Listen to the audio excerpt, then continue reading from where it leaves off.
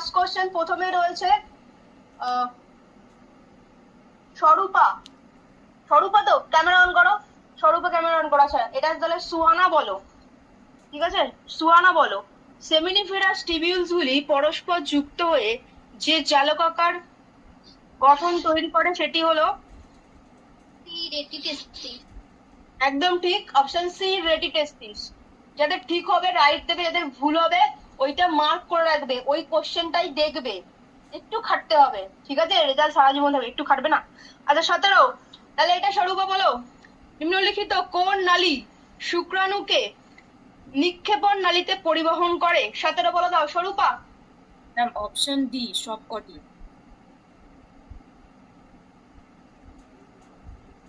এটা তুমি বলছো সবকটি, তাই তো? হ্যাঁ ম্যাম। সুক্ষেপণ নালীতে পরিবহন করে।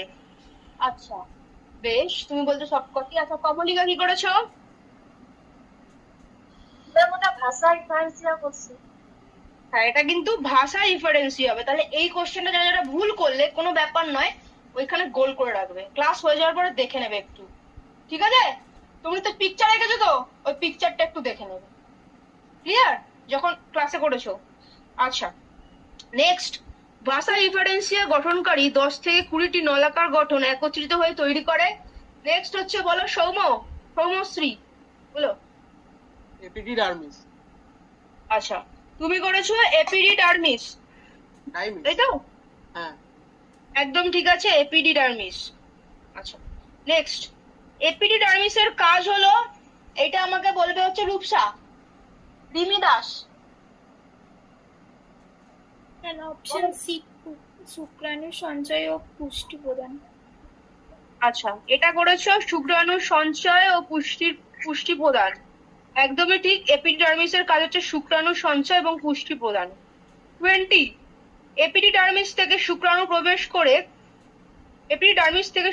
প্রবেশ করে পুংজননতন্ত্রের যে অংশে